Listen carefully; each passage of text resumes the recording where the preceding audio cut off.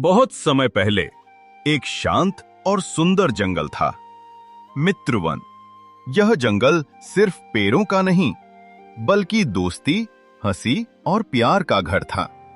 इस जंगल का राजा था शेर बलबीर, मजबूत, बहादुर, लेकिन कभी-कभी थोड़ा ज्यादा दर्बीला। सुनो जंगलवासियों, मैं इस जंगल का राजा हूं और मेरी बात ही सबसे जरूरी है। राजा होना सही है बलवीर, लेकिन जंगल सबका है। फैसले मिलकर होते हैं, अकेले नहीं। अगर सिर्फ एक की चलेगी तो बाकी जानवर जंगल के लिए दिल से काम कैसे करेंगे? बलवीर को ये बात पसंद नहीं आई।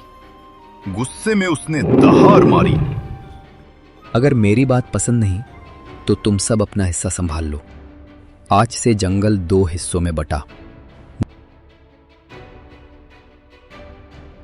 और देखते देखते मित्रवन 2 टुकड़ों में बट गया। एक तरफ बलवीर का राजखंड, दूसरी तरफ जनवन, जहां सब मिलकर फैसले लेते थे। लेकिन खुशी वहां भी नहीं थी और शांति यहां भी नहीं। एक रात पेड़ों की शाखें हिली। बंदर ने चीखा, खतरा खतरा, शिकारी जंगल के अंदर आ गए हैं। पूरे जंगल में डर फैल गया और पहली बार सभी जानवर समझ गए, अलग अलग रहकर जंगल नहीं बच सकता।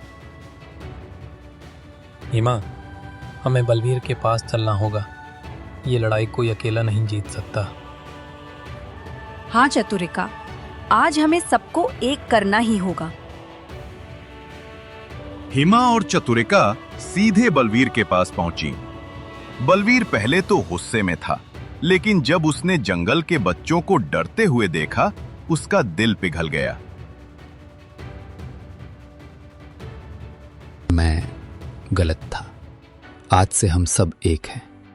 जंगल पहले, बाकी बातें बाद में। और फिर शुरू हुई एकता की सबसे बड़ी लड़ाई। मेरी दहाड़ से शिकारी डरेंगे। मैं आगे रहूंगा। मैं रास्ते बंद करती हूँ, जंगल सुरक्षित रहेगा। मैं ऊपर से हमला करूंगा, शिकारी भाग जाएंगे। मैं जाल काटूंगी, सबको रास्ता दिखाऊंगी। बच्चों को पीछे ले चलो, मैं संभाल लूंगा। पूरा जंगल एक साथ कंधे से कंधा मिलाकर खड़ा हो गया। बलवीर की दहाड़े, हाथी की ताकत, बंदरों की फुर्ती, लोमड़ी की चालाकी, सबने मिलकर शिकारी को भागा दिया। सुबह हुई और मित्रवन फिर से मुस्कुराया।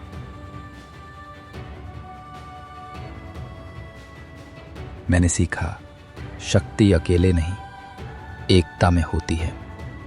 अब मिलकर चलेंगे और जंगल को हमेशा बचाएंगे। और इस तरह मित्रवन फिर से एक हो गया, पहले से भी मजबूत, पहले से भी ज्यादा सुंदर। जब हम बंटते हैं, हम कमजोर पड़ते हैं, लेकिन जब हम एक होते हैं, तो कोई हमें हरा नहीं सकता।